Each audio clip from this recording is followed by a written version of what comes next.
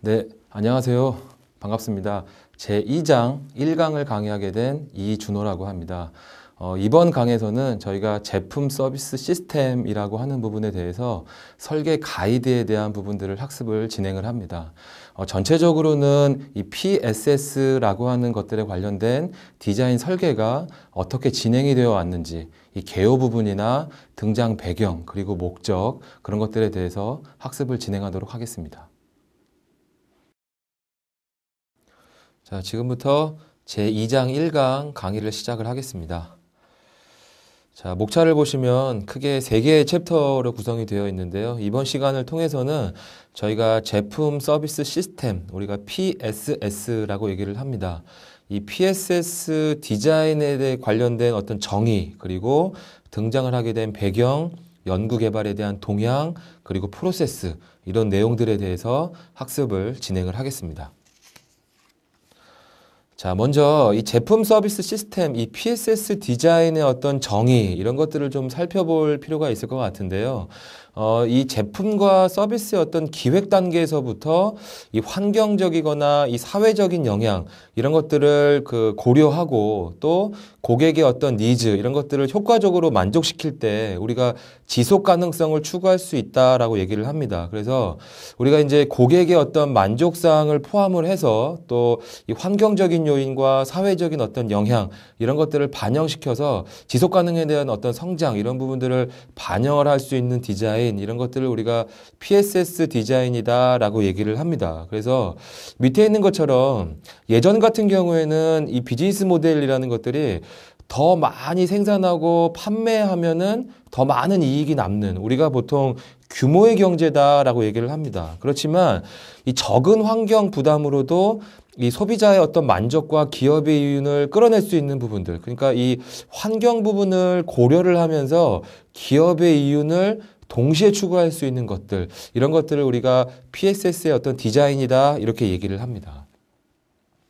자, 두 번째는 또 다른 정의를 좀 살펴보면은요, 우리가 이제 이 제품과 더불어서 이 PSS에서 발생을 하는 부분들은 이 제품과 더불어서 어떤 비물질적인 어떤 요소 부분들까지 포함을 하는 것들. 그러니까 이제 이 비물질적인 요소들이다라고 하는 것들은 이 정보나 지식 또는 경험, 노하우, 시간, 이미지, 스토리. 그러니까 이제 제품에 포함이 되어야 되기는 하지만 물질적이지 않고 비물질적인 어떤 요인들, 이런 것들까지 이제 포함을 하는 부분들까지 해서 우리가 어떤 소비자의 만족을 위한 기부 제공 가치다라고 얘기를 합니다. 그래서 이 부분은 이 로버트 윈머 교수가 얘기를 했던 PSS의 어떤 디자인에 대한 정의다라고 여러분들이 이해를 하시면 될 것 같습니다.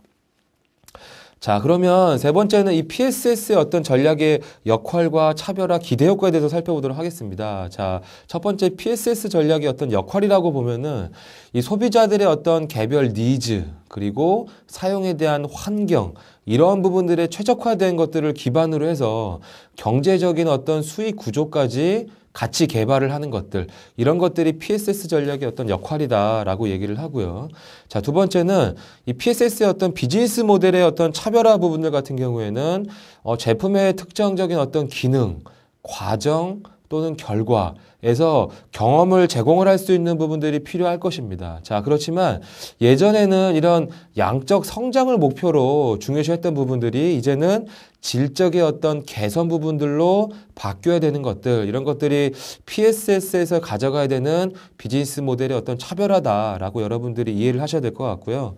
자, PSS의 어떤 기대 효과 같은 경우에는 기존의 이 자원 집약적이고 제품 중심적인 사고에서 좀 벗어나서 이런 것들이 지속 가능의 어떤 관점에서 관리가 되어져야 되고, 특히나 이 고용을 창출할 수 있는 부분들까지 포함을 하는 것, 이런 부분들이 PSS가 가져야 되는 어떤 디자인의 어떤 역할이다 또는 기대 효과다라고 여러분들이 이해를 하시면 될 것 같습니다. 자, 다음은 또 다른 어떤 정의를 살펴보도록 하겠습니다. 자, 그래서 이 PSS의 어떤 범위를 통해서 우리가 나타낼 수 있는 단어가 이 제품의 어떤 서비스화다라고 얘기를 합니다. 최근 들어서 이 서비사이징에 대한 어떤 관심이 굉장히 좀 증폭이 되고 있는데요. 기존에는, 그러니까 예전에는 제품을 판매하던 것들을 이제는 서비스 형태로 비즈니스 모델을 바꿔서 굉장히 많은 큰 어떤 수익을 창출하는 기업들이 많이 있습니다. 예를 들어서 이 웅진 코웨이 같은 경우에도 정수기나 가습기 이런 것들을 기존에는 판매를 했었지만 이제는 이런 것들을 렌탈을 하거나 리스를 하거나 쉐어링을 통해서 어떤 또 다른 어떤 서비스의 개념으로 이윤을 창출하는 비즈니스 모델을 바꿔나가고 있고요. 또 일본의 어떤 마츠시다 불빛 서비스 같은 경우에는 형광등을 기존에 판매해서 지금은 그 교체하고 유지보수해주는 형태의 어떤 비즈니스 모델로 가서 또 사업의 어떤 이윤을 창출했던 그런 다양한 형태의 어떤 제품 서비스와 모델 이런 것들이 등장을 하는 시대입니다. 자, 가장 중요한 것은 이 유형의 제품과 무형의 서비스가 융합된 어떤 새로운 비즈니스 모델의 개발 이런 것들이 앞으로는 이 지식 서비스를 살아가는 이 시대에는 가장 중요한 포인트가 아닐까 이렇게 생각을 합니다. 자, 다음은 이 PSS의 어떤 등장 배경하고 연구 개발에 대해서 살펴보도록 하겠습니다.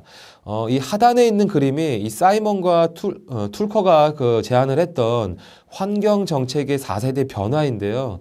1세대부터 해서 4세대까지 어떤 변화가 있습니다. 현재 결과론적으로는 우리는 시스템의 어떤 솔루션 개념 하에 이런 것들을 지속 가능한 관점에서 PSS가 연구되고 개발되어야 되기는 하지만 현재 단계는 어떤 이제 에코 상품에 대한 그런 것들이 좀 나오는 그런 단계에 좀 머물러 있다라는 부분들로 이해를 하시면 좋을 것 같습니다. 자, 그래서 과거에는 여기 그 화면에 나와 있는 것처럼 엔드 오브 파이프라고 되어 있는데요. 이런 부분들은 우리가 보통 배출구 정책이라고 얘기를 합니다. 그래서 사후 처리에 그 치중하는 어떤 흔히 말하는 땜질식 기법 이렇게 얘기를 하는데요. 그러니까 이제 사건이 발생을 했을 때 그런 것들을 유지보수하는 측면에서 사후관리 측면에서 접근을 하던 것이 점차적으로 이제 시스템에 의해서 솔루션으로서 체계적으로 관리가 되어지고 있는 이런 관점으로 환경 정책들이 바뀌어지고 있다라는 부분들을 여러분들이 이해할 필요가 있을 것 같습니다. 자, 다음은 정부의 어떤 노력, 또 기업의 어떤 측면, 이런 것들을 좀 살펴볼 텐데요. 이 정부 같은 경우에는 에코 디자인을 위한 어떤 개발을 하겠다라는 부분들, 또 사례를 하겠다, 녹색 구매에 대해서 확대를 하겠다라는 어떤 다각화의 노력들을 많이 기울이고 있습니다. 자, 그렇지만 현재로서는 이런 것들이 어떤 세부에 대한 어떤 실무 방침이나 이런 것들이 좀 부족한 것이 좀 현실인 것 같고요.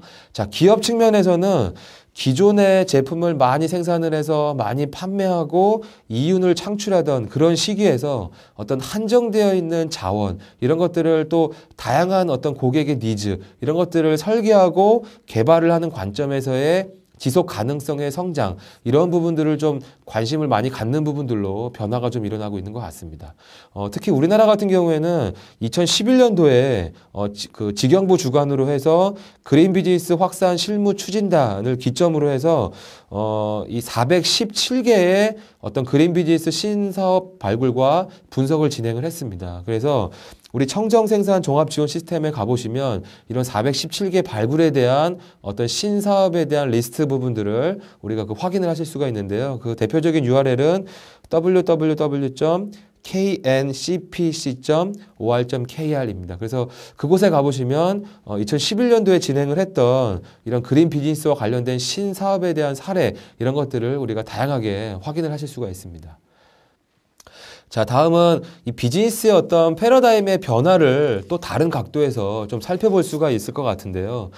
이 비즈니스의 패러다임이 제품 중심에서 이제는 제품과 서비스의 어떤 결합, 융합의 형태로 바뀌고 있다라고 여러분들이 좀 이해를 하셔야 될 것 같습니다. 그래서 기존에는 제품이 갖고 있는 그 자체의 어떤 보유한 속성, 그러니까 예를 들면 기술력이라든지 가격이라든지 디자인이라든지 이런 그 속성이 갖고 있는 기능, 이런 것들을 좀 중요시했지만 이제는 제품과 서비스의 융합 측면에서의 콘텐츠와 서비스의 어떤 결합, 이런 것들을 통해서 다양한 형태의 어떤 비즈니스 모델을 창출할 수 있는 사업들, 이러한 부분들이 많이 등장을 하고 있습니다. 자, 이런 것들을 진행을 할 경우에는 고객의 상황을 정확하게 이제 인지를 하고 적합한 서비스가 어떤 것들이 필요한지 우리가 패러다임 패러다임의 어떤 변화적인 측면에서 이해를 하고 관리가 되어야 될 필요가 있다라고 이해를 합니다.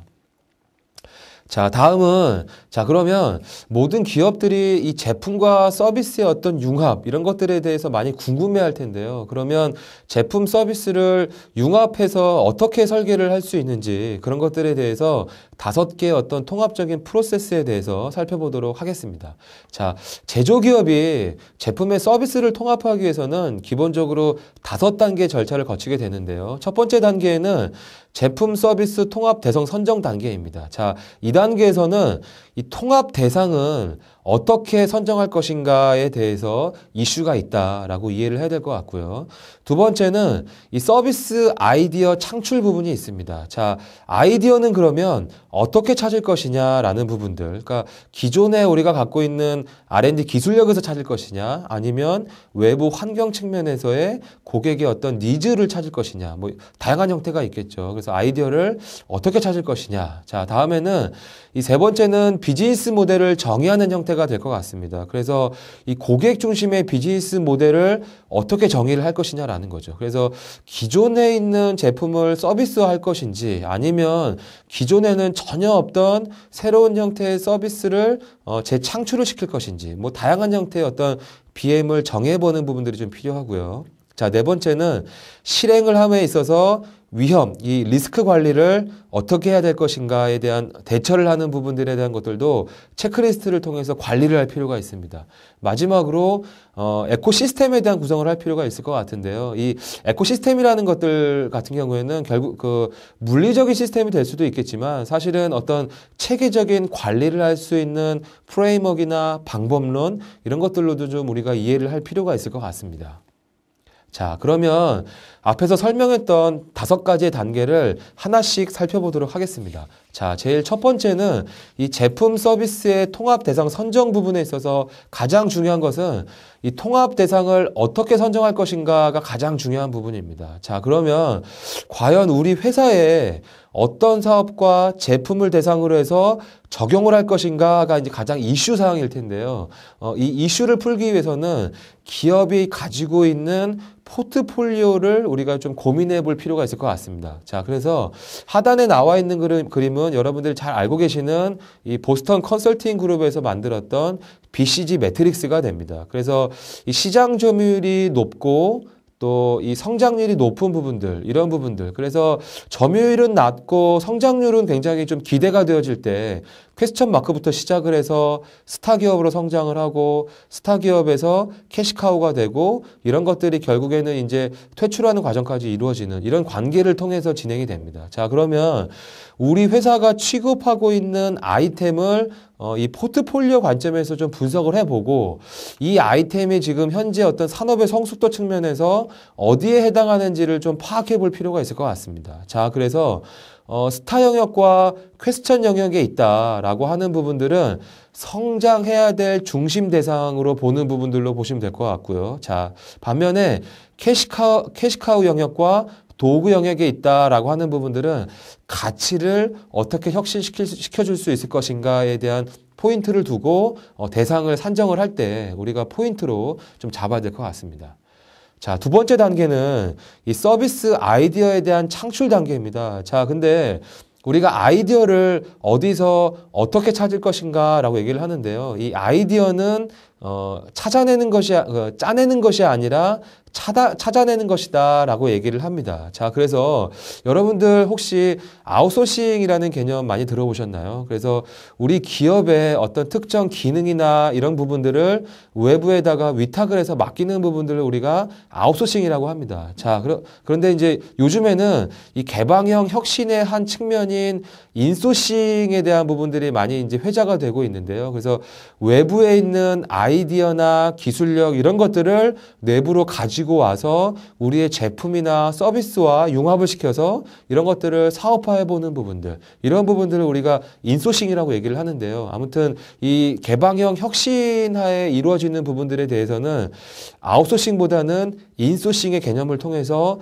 우리 회사가 잘할 수 있는 경쟁 우위를 확보하는 과정에서 아이디어를 찾아내는 부분들, 이런 부분들이 좀 바람직할 것 같다라고 판단이 됩니다. 자, 그래서 이 제품 혁신이나 아니면 비즈니스 시스템에 대한 혁신 부분들을 고객이나 파트너사 또는 시장, 다양한 형태를 통해서 우리가 외부의 어떤 아이디어를 가지고 와서 기존에 우리가 갖고 있는 기술력이라든지 내적 자원이라든지 뭐 이런 부분들로 같이 그 아이디어를 창출해 낸다면 보다 효과적인 아이디어들을 만들어낼 수 있을 것 같습니다. 자, 그러면 아이디어까지 뽑아냈다라고 하면 이제 세 번째는 비즈니스 모델을 정의를 해야 됩니다. 자, 근데 이 고객에게 어떤 새로운 경험 가치를 줄 수 있는 것들이 어떤 것이 있을까라는 부분들을 좀 고려를 좀 많이 해봐야 될 것 같고요. 그래서 가장 첫 번째는 고객에 줄 수 있는 가치를 제안을 해보는 것이 가장 급선무입니다. 그래서 고객의 어떤 경험 형성 과정을 우리가 이제 이해해 볼 필요가 있을 것 같은데요. 그 의도 발생입니다. 어떤 태도나 정황이나 과거의 경험 이런 것들을 통해서 서비스를 사용해 보겠다라고 하는 어떤 니즈들이 발생을 할 때고 이런 사용 경험을 통해서 인지된 품질이나 어떤 그 공들인 노력들, 인지된 유용성이나 편리성 이런 부분들을 전해줄 수 있는 비즈니스 모델이 어떤 것들이 있는지 이런 것들을 참여 방법이 여기 다양한 형태가 있는데요. 이런 것들을 통해서 우리 기업에서 뽑아내 볼 필요가 있을 것 같습니다. 자, 네 번째는 실행의 어떤 위험, 리스크에 대처할 수 있는 부분들을 뽑아내야 됩니다. 자, 첫 번째는 우리 기업의 어떤 생각의 전환이 좀 필요할 것 같은데요. 자, 이 전략적 관점에서 이런 것들을 좀 접근을 하고 진행을 해볼 필요가 있겠다라는 부분들이고요. 자, 두 번째는 빠른 그 결정이 필요합니다. 그래서 우리가 진행을 했던 사업들이 어떤 기대에 미치지 못할 경우에는 서비스를 조속히 정리하고 포기해버리는 것, 이것도 좋은 어떤 전략 부분이 될 수도 있다. 그러니까 리스크를 대처하는 하나의 방법이 될 수 있을 것 같고요. 또 다른 하나는 이런 아이디어 단계, 기획과 설계 단계, 전략의 수립, 시스템 구현, 그다음에 가장 중요한 테스트 마케팅이라는 부분들을 넣어서 사전에 어떤 위험적인 요소들을 좀 배제해보는 부분들을 좀 진행해 볼 필요가 있을 것 같습니다. 또 하나의 리스크를 줄일 수 있는 부분들은 다양한 시나리오 접근적으로 방법으로 해서 이런 것들을 접근을 해보고 유형으로 나누어서 진행을 해볼 필요가 있겠다라는 부분들이고요. 마지막으로는 이 안전장치, 그 지적재산권 특허라든지 실용 신안이라든지 기술력이라든지 뭐 이런 것들을 법적인 장치로 마련해 놓는 것도 좋은 그 리스크를 관리하는 방법이 될 수 있을 것 같습니다. 자, 마지막으로는 그 이 에코시스템을 구성을 해야 된다라고 얘기를 하는데요. 결과론적으로는 그 기업이 혼자 살 수 없는 구조로 되어 있습니다. 자, 그래서 기업이 멀리 가려면 함께 가라라는 말처럼 이렇게 다양한 형태, 이 고객의 어떤 통찰력, 또 R&D, 소프트웨어, 또 내적인 어떤 직원들, 그다음에 이제 연구 부분들, 하드웨어 부분들, 산업의 어떤 노력 부분들, 그다음에 이제 엔드 유저의 부분들, 여러 가지 다양한 이런 네트워크들을 통해서 결과론적으로는 수익 분배의 모델이나 상생의 모델 이런 것들을 좀 그 비즈니스 모델 형태로 제시를 해주고 이런 것들이 전체적인 에코시스템을 구성을 할 때 사실은 이 제품 서비스의 어떤 시스템을 완성을 할 수가 있고 지속 가능한 관점에서 우리가 성장을 할 수 있지 않을까 이렇게 생각을 합니다. 자, 그래서 지금 설명드렸던 이 PSS의 어떤 프로세스 5단계의 어떤 절차를 통해서 우리가 에코시스템을 구성을 해본다면 보다 효과적인 그린 디자이니스의 어떤 그린 그 비즈니스의 어떤 디자인 이런 부분들을 설계를 할 수 있지 않을까 생각을 합니다. 자, 이번 시간을 통해서 우리가 이 PSS라는 것의 어떤 등장 배경과 개념에 대해서 살펴봤고요. 그다음에 PSS가 진행되는 어떤 절차, 5단계의 어떤 절차에 대해서 살펴봤습니다.